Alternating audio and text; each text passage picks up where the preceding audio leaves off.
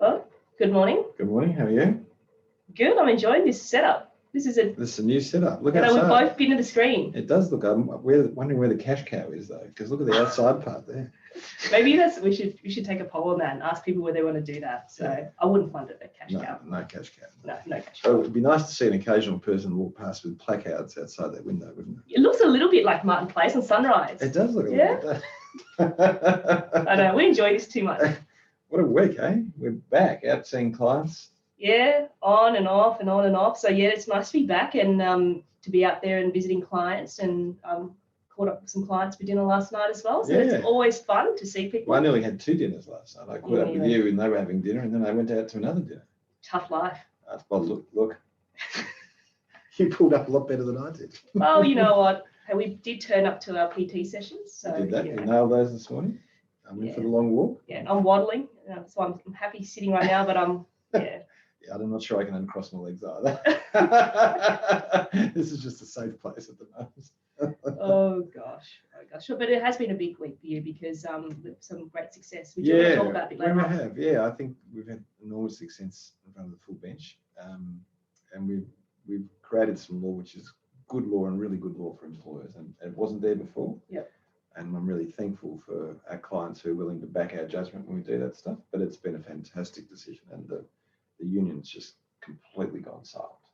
And it wipes off their entire argument they've been having all the way through COVID. So, they're powerless as a result of it. So it's been really an empowering thing, particularly in the education industry. Yeah, good morning. How are you? Karen?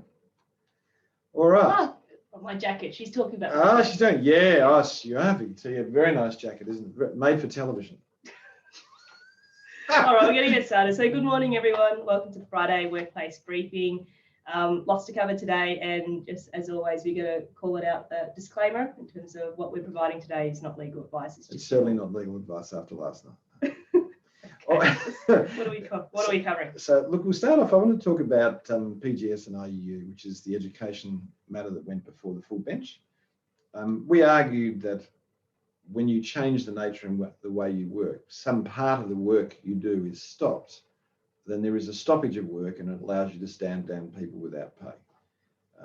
The education union said, no, the whole place has to shut down, which means we're left with a whole lot of maintenance staff who actually have nothing to do and for which we can't find alternate work. We lost in front of Michelle Bissett, the Commissioner, on first instance. And I think you probably remember I wasn't exactly happy with that judgment, and I said it's wrong.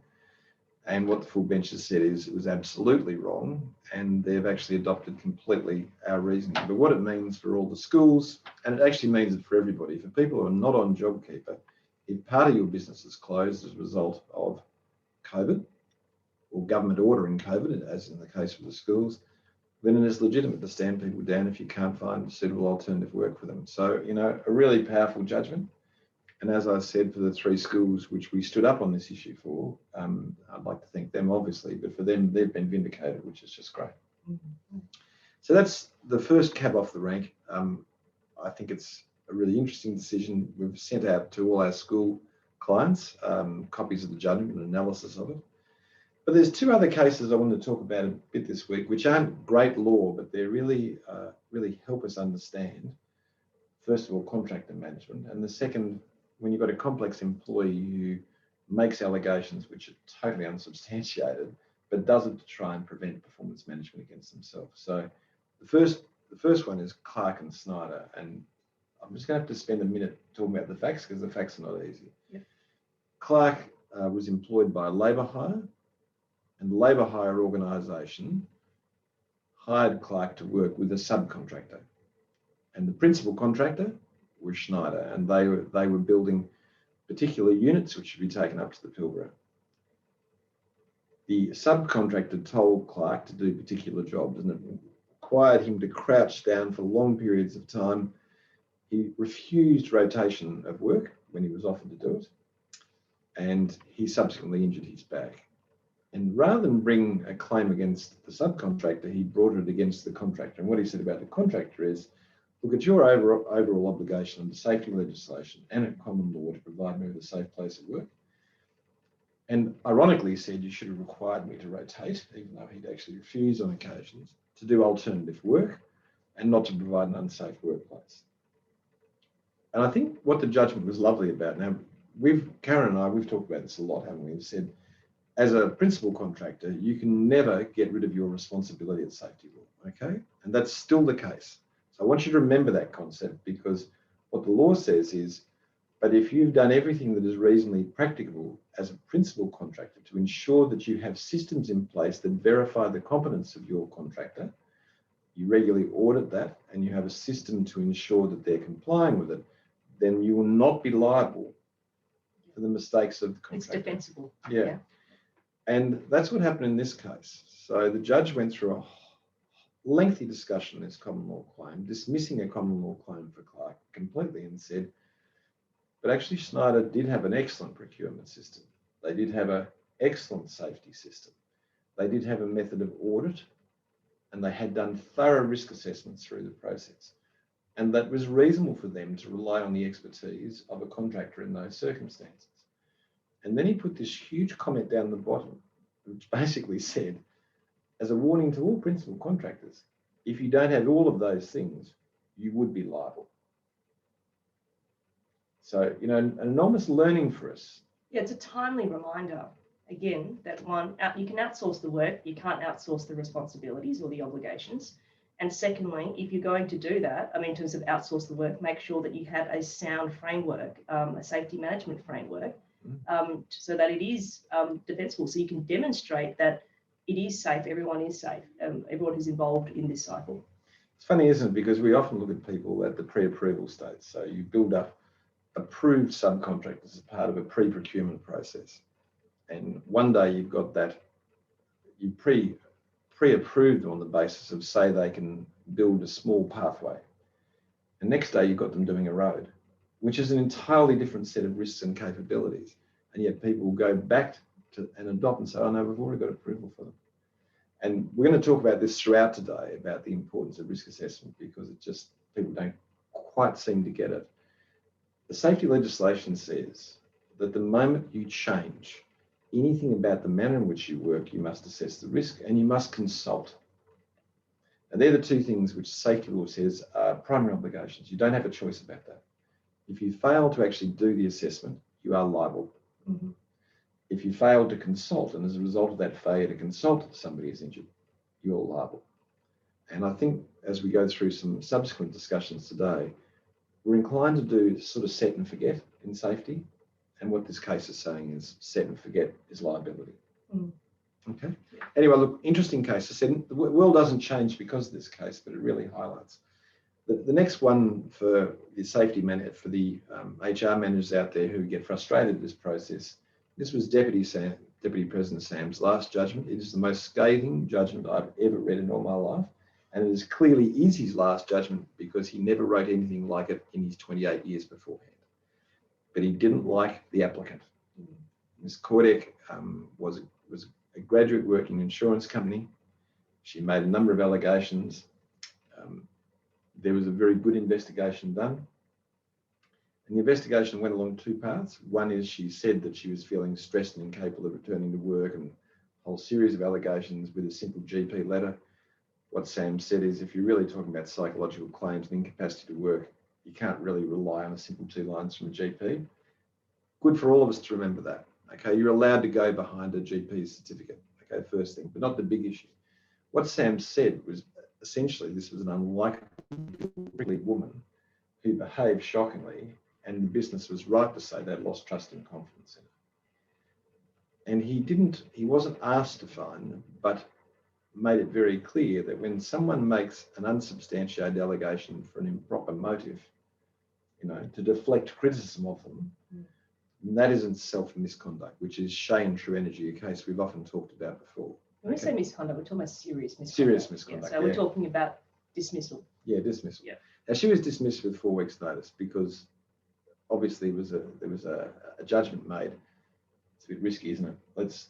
Let's give a notice so she has no claim that we've mucked up serious misconduct, because there's a reverse onus when you allege serious misconduct that you've got to prove. But I have no doubt they would have been successful with a serious misconduct as well. So I think one of the more interesting judgments we've had in a long time. I think the intemperate nature means that it would easily be appealed for the rashness of the way he spoke, but I think what he was talking about is absolutely true. So I want you to think about, I think the lessons for us out of this as practitioners are really straightforward, and that is when someone raises an allegation, you must investigate it, okay? Promptly. Yeah. That might be, Karen says, Andrew's rude to me. Well, that's actually not a complaint at that stage. Until you know what Andrew said, you can't put it to Andrew. So Karen says, Andrew's rude to me. That's purely impressionistic. So you'd have to ask Karen, well, what does he do? Oh, look, he just sneers at me. Well, when does he sneer at you and what? Now, mostly at that low level of stuff, that's a conversation that can be facilitated and the relationship can be healed and there's no need to investigate. But if it is impacting adversely on Karen, then you trigger the investigation process. Obviously, the lower level you can do internally, but the most important about investigation is the scope of the investigation. In this case, it is, did these allegations she makes, are they true? And if they're not true, what was the purpose of making those allegations? Because if it's for an improper purpose, the full bench, the full court of the federal court have said that that's serious misconduct. Yeah, and it will be a loss. You really need to do something with that, rather than the finding being, well, it wasn't the investigation found that the allegation was untrue or unsubstantiated. Because, well, then you need to still do something. There's an opportunity there to manage. That's right, and we don't get stuck with substantiated, unsubstantiated, unable to make a finding. Where you find something is positively false, which is another finding, then you must inquire as to what was the intention of making an intentionally false statement. And what's the implication of, I guess, why is it so important that we do this? How does this impact culture in terms of setting the standards and expectations around behaviour at the workplace, do you think? Well, I think the important part is we need to manage performance. We need to manage it correctly. I think when people utilise a performance process to push away their own accountability and responsibility, they need to be held to account for it. And we shouldn't hide from that. I know it's dangerous. There's no doubt. I don't know, Ms. could be a perfectly reasonable person, but all of us have dealt with people who aren't perfectly reasonable people. And we hide from it. We step back from it because we're fearful if we push this, it's going to end into a workers' comp claim. It's going to end up in an adverse action claim. But you shouldn't step away from bad behaviour. Yeah, because you're going to permit more bad behaviour. That's right. People. Yeah, and good people will stop complaining. Good people will stop saying, that's enough of that. Yeah. All right, I thought we might have a brief sort of chat about returning employees to work in vaccination. Kate Norton last week raised the question about the SafeWork Australian guidelines, and in the last 8 days, there has been the Fair Work Ombudsman and SafeWork Australia both come out and said you can't mandate vaccination.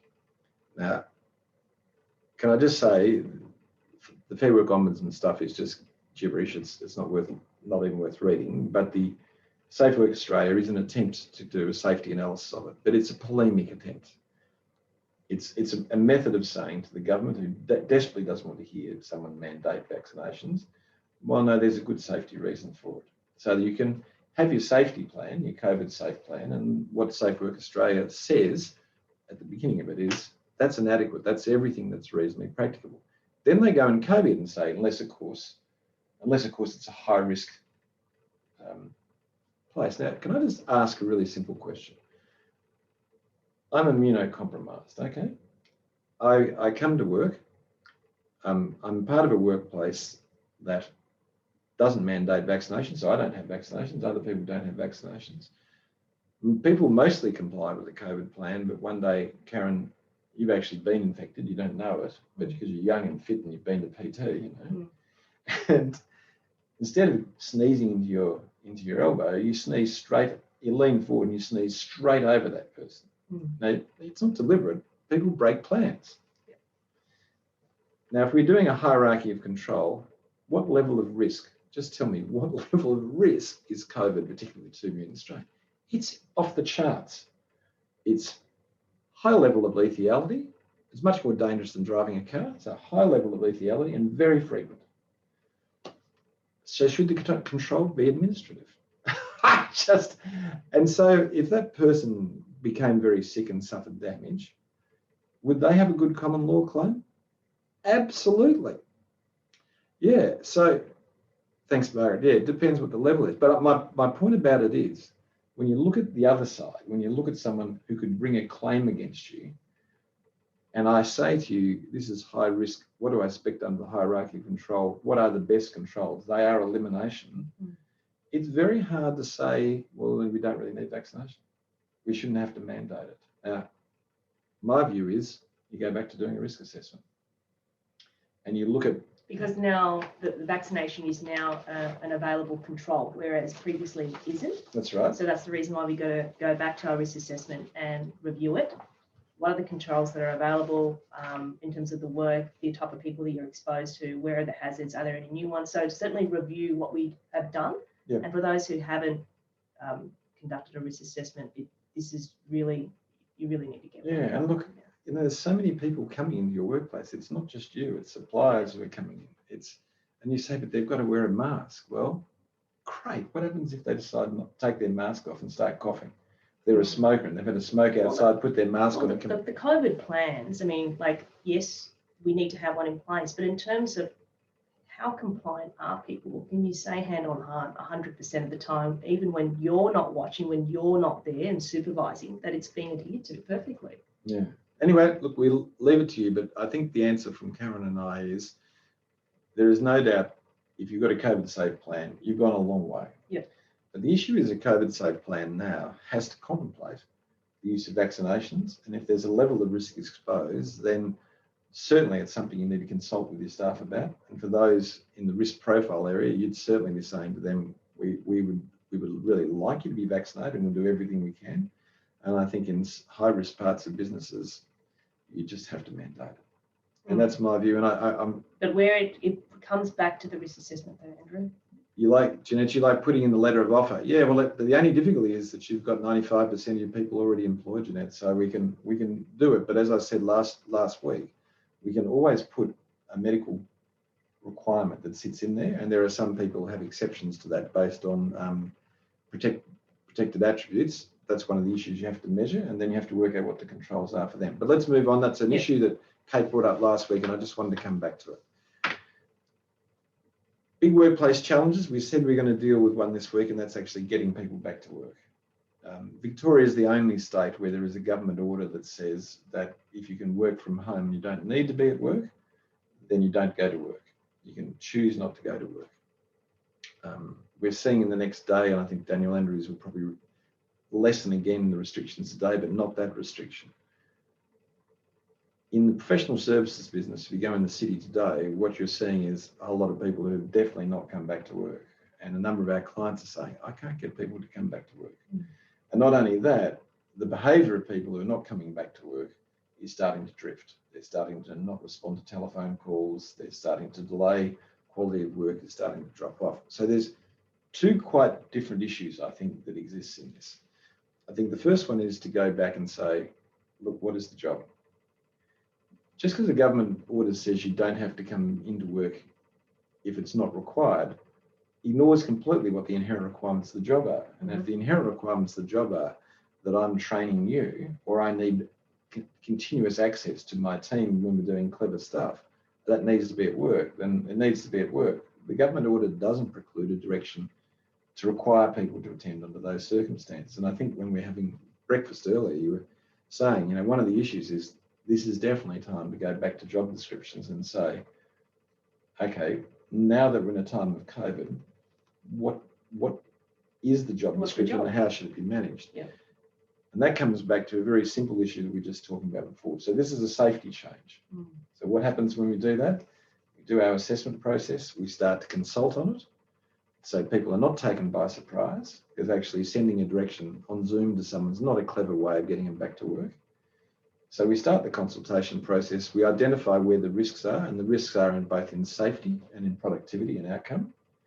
And we address those, and we address them by altering our job descriptions. That doesn't change the inherent requirements of the job, it changes the manner in which we practice that.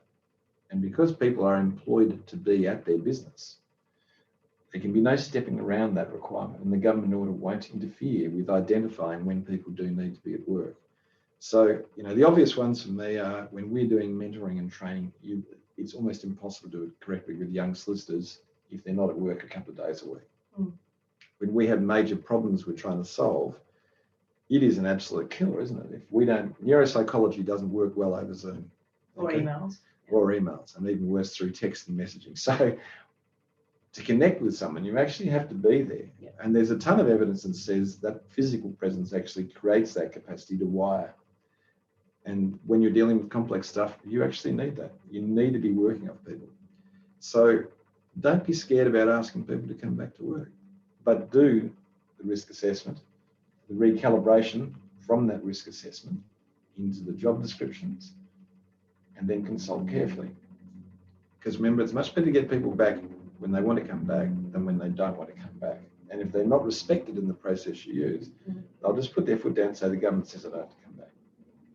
So the point is, you've got to be clear about why is it that people need to be at the workplace to actually do their job. Yeah. Right? Because on the one hand, if in absence of knowing and being clear about that, it'll be, oh, it's just because my boss is a control freak and they just want me back at the workplace. Because actually, that's not the point whatsoever. Yeah. So the crazy stuff that's going on, there's a number of law firms who've said you need to be here 60% of the time. Well, do you? Well, you might. You might, but where's the analysis that's gone on? And how does that work? And if I want to be inflexible, what am I going to expect from my workforce? I'm going to expect inflexibility. So we've got to get people on this journey. We do actually need people at work, and we do need them working collaboratively, and we need to start refocusing on productivity. And what's happened in the last 2 or 3 months we've seen is a real drop-off in performance management from leadership groups. So a growing resentment of people not coming back to work, but then resenting the fact that people are starting to go and do their shopping during the day and not answer calls and do those sorts of things. It's got nothing to do with COVID. That's a performance issue. That's just purely a performance issue. Yeah. And of course, the role of vaccinations once again comes up, because if a person refuses to come back to work and they're vaccinated, you sort of look at them and go, why? Why aren't you coming back to work? Because nothing can happen to you. You're safe. Anyway, okay. I haven't played the vaccination part yet. Maybe. I haven't. All right, now, Soph, we might just get up our case study. You ready to do the polling? Here we go. John is a senior employee of Count Accounting and is highly skilled in tax. They want John to come back to work, but he refuses based on the government order. They want John back because he fails to return calls promptly, doesn't engage on group work, and they feel he's sort of doing his own thing. They want John at work to supervise, and they need his skills within the team on planning complex tax issues. John says he is immunocompromised because he suffers from lupus. Despite the COVID safe plan, John believes it is not safe for him to return until everybody is vaccinated. All right, well, let's launch the poll, Soph.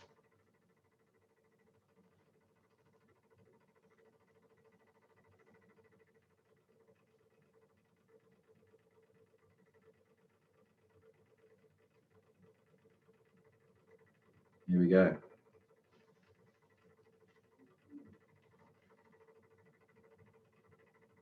Next week we'll have some tea and coffee here. Some tea and coffee? We did have tea and coffee, don't we? Yeah. This is when we have our some refreshments. vitamin C. Okay.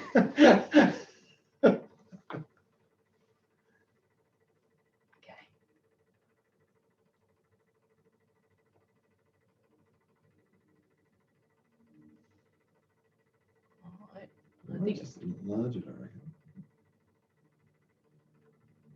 All right, we've got another couple of seconds to go. Okay. I think everyone's done. 3, 2, 1. Thank you so much.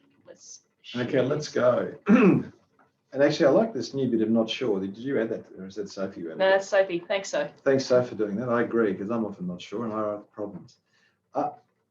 There is a huge performance issue sitting in here, isn't there? If one of my staff refused to answer a call, it would be an issue for me. If I didn't get a call back 4 or 5 minutes after a text saying, sorry, I'm on another call, I'd be pretty concerned by it. So I think there's a large part of performance issue, and these are the problems, by the way, which we're getting now. So this is a problem which is drawn from some of our clients, Yes. what they're dealing with. So no, not us. no, never us, because you're in charge of it. But I think for us, the important thing to realise is, so what is your strategy in managing people when you're working remotely, and are you doing that well? So for us, it's very simple. When I'm chatting to Karen, except when I'm in a car, Karen, I FaceTime. And we always FaceTime when doing remotely, so we can see people. There's an expectation they're going to be seen. So if they're out in a surfboard with FaceTime, it's going to show. Do you know what I mean? It's pretty straightforward. On the other hand, also is about for me when I've got kids flying everywhere and I'm just exhausted. You can also tell in terms of being provide that support. Yeah. And it means I'm more than happy for Karen to say, look, I'm going to need an hour off, and I can see Mark flying through the back and go, yeah, take it. Please. Okay, so I think there's a bit of no and a bit of not sure, but yes, it certainly is. Could John be given a lawful and reasonable direction to return to work?